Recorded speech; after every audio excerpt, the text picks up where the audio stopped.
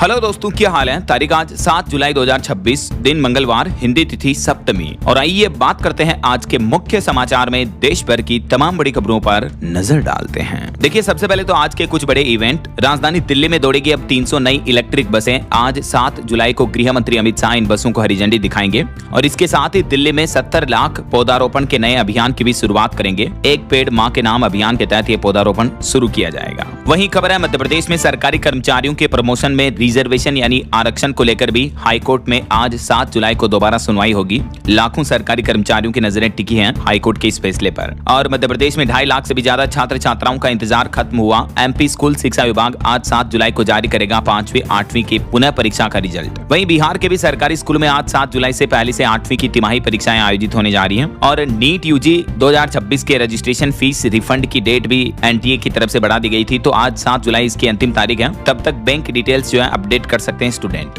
और उत्तर प्रदेश के मुख्यमंत्री योगी आदित्यनाथ आज प्रतापगढ़ आएंगे। 380 करोड़ की परियोजनाओं का लोकार्पण और शिलान्यास करेंगे। वहीं किसान भाई लोगों के लिए भी अपडेट है। अब एमएसपी पर बेच सकेंगे जायद मूंग की फसल भी। गुजरात में आज 7 तारीख से ही है फसल की एमएसपी खरीद से शुरुआत होने जा रही है। और मौसम विभाग की बड़ी चेतावनी। आज मंगलवार को देश के 21 राज्यों में झमाझम बारिश का अलर्ट है। मानसून अपना रौद्र रूप दिखाएगा। अगले 11 घंटों के अंदर देश के 21 राज्यों में तूफानी बारिश की चेतावनी रहेगी। 70 किलोमीटर प्रति घंटा की रफ्तार से तेज हवाएं भी चलेगी। तो आगे मैं आपको बताऊंगा और भी पूरे मौसम समाचार विस्तार से। फिलहाल आगे बढ़ते हैं खबरों में। देखिए आप, पीएम मोदी के विदेश दौरे पर अपडेट आ रहा। प्रधानमंत्री नरेंद्र मोदी इंडोनेशिया पहुंचे। इस दरमियान पीएम मोदी को फाइटर जेट्स ने एस्कॉर्ट किया। देश की 85% आबादी जो मुस्लिम है इंडोनेशिया की है। फिर भी यहाँ की एयरलाइन कंपनी का नाम गरुड़ एयरलाइन है। यहाँ के नोट पर भी गणेश जी की तस्वीर छपी है। इंडोनेशिया की काफी सारी चीजें भारतीय संस्कृति से गहरा नाता रखती हैं। जिस देश का दौरा अभी पीएम मोदी करने गए हैं, एयरपोर्ट पर इंडोनेशिया के राष्ट्रपति ने खुद आकर उनका स्वागत किया। और इस दरमियान भारत इंडोनेशिया दोनों देशों के बीच कई बड़ी डील भी होगी।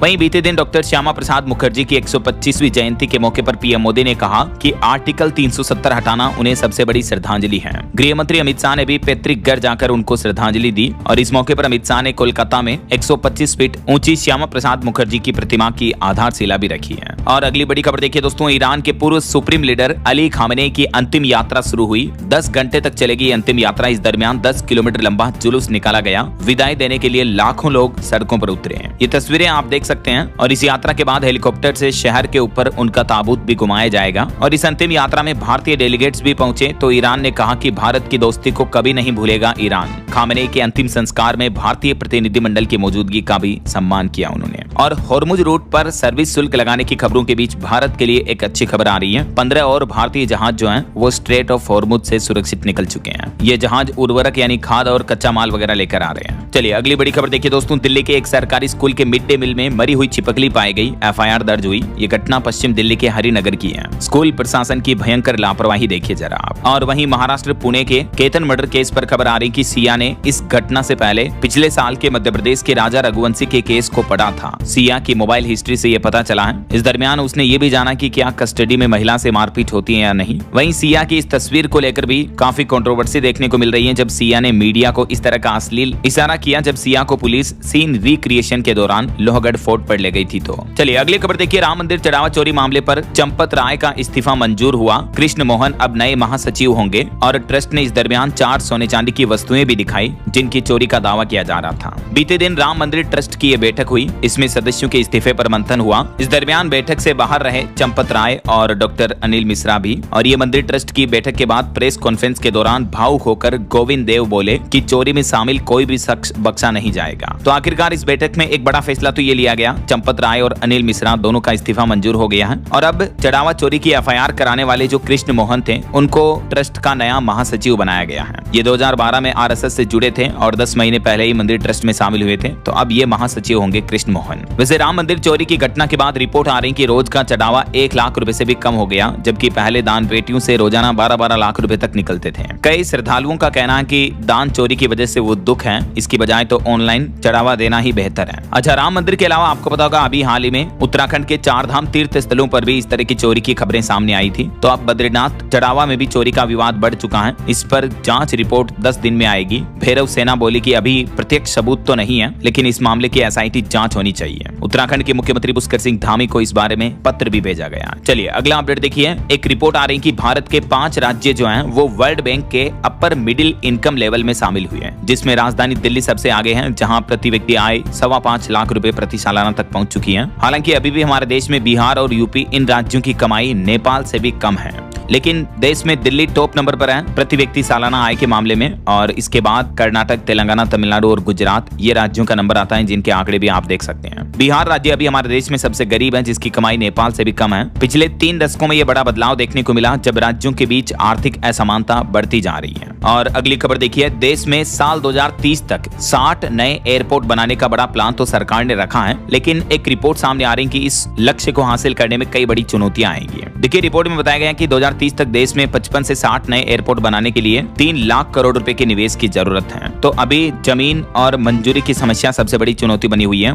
और ये भी सवाल है कि आखिर इतना निवेश आएगा कहां से। और खबर है गृह मंत्री अमित शाह ने बड़ा ऐलान किया, भारत टैक्सी के जैसे ही शुरू होगी नई सहकारी जीवन बीमा कंपनी। मतलब आसान भाषा में बताऊं तो जैसे गांव में सहकारी समिति से खाद बीज लोन या सरकारी योजनाओं की जानकारी मिलती है, वैसे ही आगे चलकर यहीं से ग्रामीण इलाकों में खास करके लोगों को जीवन बीमा पॉलिसी भी मिल पाएगी। ये अमित शाह ने बड़ा ऐलान किया, और इस पॉलिसी से आम लोगों को क्या क्या फायदे हो सकते हैं। गांव में ही बीमा की सुविधा मिलेगी, कम पढ़े लिखे लोगों को समझाना आसान होगा, लोगों का भरोसा बढ़ेगा, छोटे प्रीमियम वाली पॉलिसी आने की संभावना रहेगी, परिवारों को मुसीबत में आर्थिक सहारा मिलेगा, पैक्स और सहकारी समितियां भी मजबूत होगी और ग्रामीण रोजगार भी बढ़ेंगे इससे। तो और भी इस बारे में ज्यादा डिटेल्स अगर आप देखना चाहते हो तो कल शाम को मैंने डीएलएस न्यूज चैनल पर इस बारे में अलग से वीडियो डाला है, आप ये वीडियो देख लीजिएगा अगर ज्यादा इन्फॉर्मेशन देखना चाहते हैं तो। और महंगाई पर बड़ी खबर आ रही है कि मोबाइल यूजर्स को बड़ा झटका लग सकता है, जल्द ही 15% तक महंगे हो सकते हैं रिचार्ज प्लान। आम आदमी की जेब पर अब और कैंची चलने वाली है। रिपोर्ट आ रही है कि टेलीकॉम कंपनियां अपने टैरिफ में बढ़ोतरी के लिए तैयार हैं। अगले 3 से 4 महीनों में जियो, एयरटेल, वोडाफोन आइडिया सभी टेलीकॉम कंपनियां अपने मोबाइल रिचार्ज प्लान की कीमतों में 12 से 15% तक की बढ़ोतरी कर सकती हैं। तो जल्दी आने वाले समय में मोबाइल रिचार्ज करवाना महंगा होगा। चलिए दोस्तों अगली बड़ी खबर देखिए। हमारे देश में शिक्षकों यानी टीचर्स के लिए नए नियम लागू हो चुके हैं। अब ट्यूशन पढ़ाने वाले गुरुजी नहीं पा सकेंगे राष्ट्रीय पुरस्कार। जी हाँ, शिक्षा मंत्रालय की तरफ से ये राष्ट्रीय अध्यापक पुरस्कार 2026 के लिए नए नियम लागू किए हैं, जिसके तहत जो टीचर कोचिंग इंस्टीट्यूट में ट्यूशन वगैरह पढ़ाते हैं तो वो टीचर इस सम्मान के लिए पात्र नहीं होंगे। वैसे इस साल इन पुरस्कार के लिए आवेदन की अंतिम तिथि 13 जुलाई है। चलिए दोस्तों अगली एक आपको सावधान करने वाली खबर आ रही है कि आजकल हेलीकॉप्टर राइड के नाम पर फर्जीवाड़ा हो रहा है। बिहार पर्यटन विभाग ने लोगों के लिए चेतावनी जारी की और कहा कि 15 जुलाई से ही असली बुकिंग शुरू होगी। लेकिन इससे पहले ही कई ऑनलाइन फर्जी वेबसाइट्स पर यह बुकिंग के नाम पर फर्जीवाड़ा किया जा रहा है, तो आप सावधान रहें और ऑफिशियल वेबसाइट के जरिए ही बुकिंग करें। जो बिहार राज्य पर्यटन विकास निगम की आधिकारिक वेबसाइट है उसके माध्यम से ही बुकिंग कर सकते हैं आप। वैसे बिहार में कई जगहों पर 15 तारीख से हेलीकॉप्टर के जरिए टूरिस्ट के लिए सुविधाएं शुरू होने जा रही, जैसे कैमूर जिले में भी मां मुंडेश्वरी धाम तक पहुंचना आसान होगा। इस प्राचीन मंदिर तक श्रद्धालु हेलीकॉप्टर के जरिए पहुंच पाएंगे। और सोना चांदी के भाव पर खबर आ रही, चांदी में 700 रुपए की गिरावट देखने को मिली और अभी चांदी का भाव 2,33,000 रुपए प्रति किलो आ चुका है। सोना भी 761 रुपए तक सस्ता हुआ और अभी गोल्ड का प्राइस 1,45,000 रुपए प्रति 10 ग्राम चल रहा, 24 कैरेट प्योर गोल्ड का रेट। और खबर है भारत से भागे गए कारोबारी नीरव मोदी को जल्द ही वापस भारत लाया जा सकता है, क्योंकि यूरोपियन कोर्ट में भी आखिरी केस अपना वो हार चुके हैं। पिछले 7 साल से लंदन की जेल में बंद हैं भगोड़े हीरा कारोबारी नीरव मोदी। और खेल जगत से खबर आ रही, सैमसन जिम्बाब्वे T20 सीरीज से बाहर हुए। सूर्यवंशी को फिर से मौका मिला, लगातार तीसरी सीरीज में चुने गए। रिंकू सिंह और मयंक यादव की भी वापसी हुई। वहीं एक दुखद खबर है दोस्तों, मणिपुर के उखरूल में आत्मघाती हमले में भारतीय सेना के 2 जवान शहीद हो गए। और आतंकी संगठन पर भी बड़ी खबर आ रही, 5 आतंकियों को उनके घर लेकर पहुंची गुजरात ATS। ये आतंकी अभी एक दिन पहले मध्य प्रदेश और गुजरात से गिरफ्तार किए गए थे। टोटल 8 आतंकी हैं। ये देश भर में टेररिस्ट नेटवर्क फैलाने का काम कर रहे थे और ये आतंकी संगठन जैश-ए-मोहम्मद से जुड़े थे। जांच में पता चला ये सभी गुजरात के रहने वाले हैं। और वहीं जो दोस्तों पिछले साल जम्मू पहलगाम में हमला हुआ था, उस पर भी NIA की जांच में खुलासा सामने आ रहा कि हाफिज शहीद नहीं, इस हमले की साजिश रची थी। NIA बोली कि भारत के खिलाफ जंग छेड़ी। अब तक इस मामले में हमले के 3 आरोपियों को, मतलब 3 आतंकियों को ढेर कर दिया है इंडियन आर्मी ने। वहीं अमरनाथ यात्रा पर अपडेट आ रहा, अमरनाथ गुफा में इस बार शिवलिंग जल्दी पिघल गया। 90% तक शिवलिंग पिघल चुका है। अभी अमरनाथ शिवलिंग की ऊंचाई सिर्फ 1 फीट बची है। 3 दिन यात्रा को शुरू हो चुके हैं। अब तक 56,000 से भी ज्यादा श्रद्धालुओं ने दर्शन किए। हालांकि ये आंकड़ा पिछले साल से 18% ज्यादा है। और अभी अमरनाथ यात्रा के लिए 5वां जत्था भी रवाना हुआ है, जिसमें 5,000 से ज्यादा तीर्थयात्री बाबा बर्फानी के दर्शन करेंगे। और कैलाश मानसरोवर यात्रा पर भी अपडेट है। पहला दल धारचूला से गुंजी के लिए रवाना हुआ। 10 जुलाई को लीपू लेक से तिब्बत में प्रवेश कर गए। इस दल में 15 महिला समेत टोटल 49 यात्री शामिल हैं। वहीं दोस्तों उड़ीसा पुरी की जगन्नाथ यात्रा भी आने वाली है। और इससे पहले भारतीय रेलवे ने बड़ा तोहफा दिया श्रद्धालुओं को। इंडियन रेलवे ने घोषणा करते हुए कहा कि 300 से ज्यादा स्पेशल ट्रेनें चलाई जाएगी जगन्नाथ रथ यात्रा के लिए, और ओणम के लिए भी 100 स्पेशल ट्रेनों का ऐलान किया है खुद रेल मंत्री अश्विनी वैष्णव की तरफ से। ये भगवान जगन्नाथ की रथ यात्रा के दौरान विशेष ट्रेनें चलाने की घोषणा की है। और खबर है कि 10,000 श्रद्धालुओं दर्शकों के बीच भव्य ट्रेलर लॉन्च के बाद अब रथ यात्रा के अवसर पर 17 जुलाई को पूरे भारत में रिलीज होगी महाप्रभु जगन्नाथ फिल्म। ये एक एनिमेटेड आध्यात्मिक फिल्म है। और वहीं जगन्नाथपुरी के राजा दिव्य सिंह ने इस्कॉन से भी अपील की, कहा कि गलत समय पर रथ यात्रा न निकाले। मंदिर प्रशासन ने दावा किया कि भारत से बाहर 70 शहरों में मनमर्जी चलाई गई। वैसे इस साल मुख्य रथ यात्रा 16 जुलाई को होगी। और रेलवे की तरफ से एक और अपडेट आ रहा। रेलवे ने देश भर में नया विस्तार शुरू किया। रेल मंत्री अश्विनी वैष्णव ने कई नई ट्रेनों को हरी झंडी दिखाई, जिससे उत्तर प्रदेश, उत्तराखंड और महाराष्ट्र राज्यों में बेहतर कनेक्टिविटी मिलेगी। चलिए अगला अपडेट देखिए। मध्य प्रदेश के शिवपुरी में बनेगा मिसाइल इकोसिस्टम। 2500 करोड़ रुपए खर्च करेगा अडानी डिफेंस। युवाओं को भी रोजगार मिलेगा इससे। यहाँ नई डिफेंस हथियार बनाने की फैक्ट्री शुरू होने जा रही है। और भारत सरकार के खाद्य विभाग नियंत्रण FSSAI ने 3 कंपनियों को नोटिस जारी किया। इन कंपनियों ने अपने प्रोडक्ट में 100% ऑर्गेनिक इस तरह के दावे किए थे। तो अब 7 दिन में जवाब भी मांगा है इन कंपनियों के इन दावों को लेकर। ये देख सकते हैं FSSAI द्वारा जारी ऑफिशियल नोटिस भी। और अगली खबर आ रही कि भारत में पहली बार हेलीकॉप्टरों के लिए सैटेलाइट बेस्ड पिन सिस्टम लागू हुआ। इसकी शुरुआत आंध्र प्रदेश हेलीपोर्ट से हुई है। और इस टेक्नोलॉजी की खास बात यह होगी कि इसकी मदद से खराब मौसम और लो विजिबिलिटी में भी आसानी से हेलीकॉप्टर लैंड हो पाएंगे, उड़ान भर पाएंगे। और वहीं देश के परिवहन मंत्री नितिन गडकरी ने बड़ी घोषणा की। वो बोले कि जल्द ही कचरे से बनी गैस से दौड़ेगी दिल्ली की बसें। नितिन गडकरी ने कहा कि यह भी मुमकिन है। भविष्य में दिल्ली की बसें म्यूनिसिपल कचरे से बनी हाइड्रोजन से चलेगी। और नितिन गडकरी ने साल 2027 तक देश को कचरा मुक्त करने की योजना की ओर भी इशारा किया है। जैसे अभी गन्ने से इथेनॉल वगैरह बनता है ना, वैसे ही कचरे से हाइड्रोजन गैस बनाई जाएगी ऐसा। और देखिए दोस्तों, हमारे देश के युवाओं को लेकर एक चौंकाने वाली रिपोर्ट आ रही है कि आजकल दोस्ती में मंदी दिख रही है। देश के 3/4 युवा दोस्त होने के बावजूद भी अकेलापन महसूस कर रहे हैं। अधिक कनेक्टेड होने के बावजूद भी करीबी दोस्तों की कमी है। भले ही आजकल सोशल मीडिया इतना ज्यादा बढ़ गया है, फेसबुक, इंस्टाग्राम, व्हाट्सएप वगैरह पर हम सभी कनेक्टेड हैं, लेकिन ये रिपोर्ट चौंकाने वाली आ रही है। चेन्नई के डॉन बॉस्को संस्थान द्वारा देश के 24 राज्यों में 15 से 29 साल के युवाओं पर सर्वे किया गया, जिसमें 75% यानी 3/4 लोगों ने माना कि दोस्तों से घिरे होने के बावजूद वो अपने आप को खुद को अकेला महसूस करते हैं। लगभग 80% युवाओं ने कहा कि भावनात्मक संकट में वे अपने परिवार से पहले दोस्तों का सहारा ले रहे हैं। देखिए जरा, आजकल मोबाइल फोन, डिजिटल AI की लाइफ के बावजूद इंसान अकेला होता जा रहा है। इसलिए मेडिटेशन करें, ध्यान करें, योगा करें, वर्कआउट, एक्सरसाइज करें, तो मेंटली आप स्ट्रॉन्ग रहेंगे, है ना। अच्छा, युवाओं के अलावा देखिए बुजुर्गों पर भी एक रिपोर्ट सामने आ रही है कि हमारे देश में 9 राज्यों में 42,000 से भी ज्यादा बुजुर्गों का ऐसा नेटवर्क है जिसमें वो एक दूसरे की मदद करते हैं। और ऐसा करके 70% बुजुर्ग आत्मनिर्भर भी हो गए हैं। सुनामी के बाद तमिलनाडु से शुरू हुए सेल्फ हेल्प ग्रुप का आज नेटवर्क इतना बड़ा पहुंच चुका है, देख सकते हैं आप। और पॉलिटिक्स से बड़ी खबर देखिए, पंजाब कांग्रेस में चुनाव से पहले बगावत देखने को मिल रही है। चन्नी गुट वंडिंग का डोजियर लेकर दिल्ली पहुंचा। इंचार्ज बघेल की मीटिंग का बॉयकॉट भी देखने को मिला। एक सांसद और 6 MLA का समर्थन मिला। पंजाब कांग्रेस में ये खुली बगावत हो गई है, जैसे बंगाल में TMC में हुई ना, वैसे ही।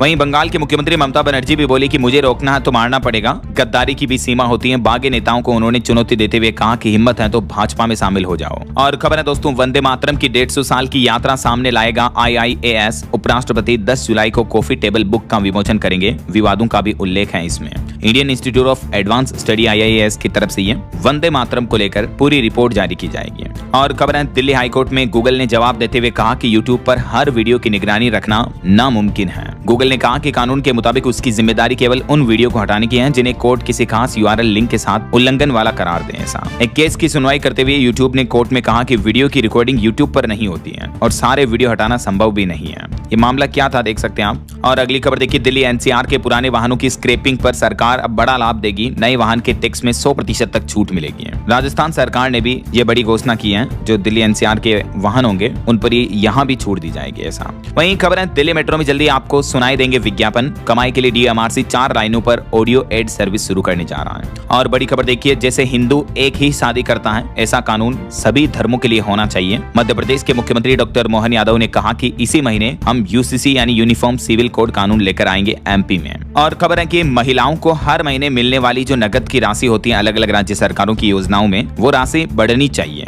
पीएम की आर्थिक सलाहकार परिषद ने सभी राज्यों को इस केस स्कीम पर यह सुझाव दिया है, क्योंकि ये योजनाएं चलाई जाने के बाद महाराष्ट्र, उड़ीसा वगैरह इन राज्यों में महिलाओं का बैंक बैलेंस भी बढ़ा है। वैसे अभी किन किन राज्यों में महिलाओं के लिए इस तरह की केस ट्रांसफर स्कीम चलती है देख सकते हैं आप कुछ, जैसे दिल्ली में महिला समृद्धि योजना के तहत हर महीने 2500 रुपए दिए जाते हैं, और भी झारखंड, बंगाल, असम, महाराष्ट्र, मध्य प्रदेश, तमिलनाडु, छत्तीसगढ़ समेत इन राज्यों में ये स्कीमें चलाई जाती है सरकार की तरफ से, है ना। और बड़ी खबर देखिए, भारतीय स्टेट बैंक एसबीआई ने ग्राहकों के लिए अलर्ट जारी किया, कहा कि रिवार्ड पॉइंट्स के नाम पर साइबर फ्रॉड हो रहा है, तो आप भी भूल कर भी ये गलती ना करें। दरअसल बात कुछ यूं कि आजकल सोशल मीडिया पर, व्हाट्सएप, फेसबुक वगैरह पर इस तरह के संदेश वायरल किए जा रहे हैं और पीआईबी फैक्ट चेक ने कहा कि ये संदेश फर्जी हैं। देख सकते हैं किस तरह से यूजर्स के साथ ये फ्रॉड हो रहा है। इन मैसेज में एपीके फाइल डाउनलोड करने के लिए कहा जाता है, तो आप इस तरह की कोई फाइल डाउनलोड ना करें, ठीक है ना। कोई रिवार्ड पॉइंट्स वगैरह नहीं मिल रहे, इसमें बताया जा रहा है कि 9,980 वगैरह के लाभ मिल रहे हैं, लेकिन इस तरह से आपके साथ ठगी हो सकती है, तो ऐसे फर्जी एप्स डाउनलोड ना करें। बहरहाल अभी तो अपन कुछ और महत्वपूर्ण और काम की खबरें देखेंगे दोस्तों, लेकिन फिलहाल वक्त तो चला है आज के ताजा मौसम समाचार जानने का।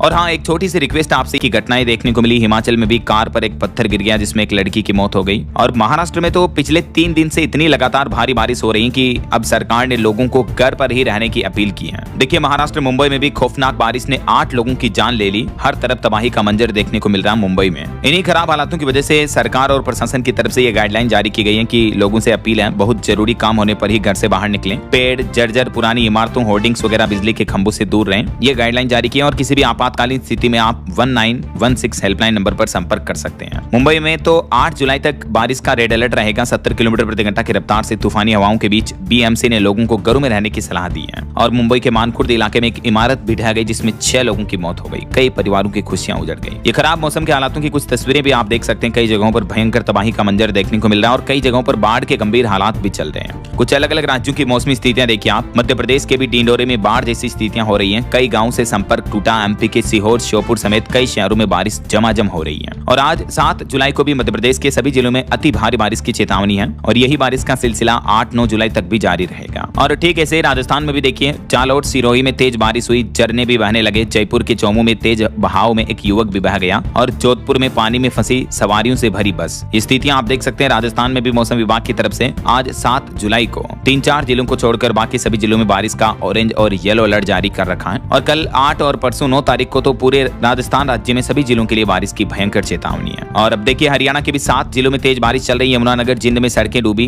बच्चे स्कूल जाने के लिए भी काफी परेशान हो रहे हैं। 11 जुलाई तक हरियाणा में भी मौसम खराब रहेगा क्योंकि हरियाणा राज्य में अब मानसून पूरी तरह से सक्रिय हो चुका है। और ऐसे ही पंजाब, चंडीगढ़ में भी देखिए 5 जिलों में अति भारी बारिश चल रही। कई जगहों पर लोगों के घरों में पानी घुस गया और हिमाचल में गाड़ी पर पत्थर गिरने से एक लड़की की भी मौत हो गई। पंजाब में अगले 3 दिन मौसम का हाल क्या रहेगा, 7, 8 और 9 जुलाई तक देख सकते हैं आप जानकारी। अच्छा, आप बिहार के मौसमी स्थितियां देखिए। राजधानी पटना समेत बिहार के 12 जिलों में बारिश की चेतावनी। कटिहार समेत कई शहरों में बादल छाए। अगले 10 दिनों तक बिहार राज्य में रुक रुक कर बारिश होती रहेगी। ये देख सकते हैं किन किन 12 जिलों के लिए बारिश का अलर्ट है। दक्षिणी बिहार के जिलों में ज्यादातर ये चेतावनी है। कई जगहों पर घने काले बादल छाए हुए हैं और आगे आने वाले 4-5 दिन बिहार में भी मौसम का हाल क्या रहने वाला देख सकते हैं आप। 8, 9, 10 और 11 जुलाई तक कुछ जिलों में बारिश का सिलसिला जारी रहेगा। अच्छा, पहाड़ी राज्यों की बात करें तो हिमाचल में भी शिमला में 4 गाड़ियों पर पेड़ गिर गया। चंबा में एक जगह कार पर पत्थर गिरने से लड़की की मौत हो गई। रामपुर में फ्लैश फ्लड देखने को मिला और पागल नाला में भी बाढ़ आई हुई है। ऐसे ही उत्तराखंड के भी पहाड़ी इलाकों में भारी बारिश की चेतावनी है। 30 सड़कें बंद पड़ी हैं। यमुनोत्री हाईवे पर मलबा गिरा। उत्तराखंड के 4 जिलों में तो येलो अलर्ट है। अगले 3 दिन उत्तराखंड में 7, 8, 9 जुलाई तक मौसम का हाल क्या रहेगा देख सकते हैं आप। और बाकी दोस्तों, देश भर में अगले 2 दिन आज 7 और कल 8 जुलाई को मौसम की स्थितियां कैसी रहेगी, किन किन राज्यों में बारिश की चेतावनी है देख सकते हैं आप। सतर्क रहें, सुरक्षित रहें। अच्छा, वैसे आप मुझे कमेंट करके बताइए कि आपके राज्य में अभी मौसम की स्थितियां कैसी चल रही है, मतलब बारिश वगैरह हो रही है या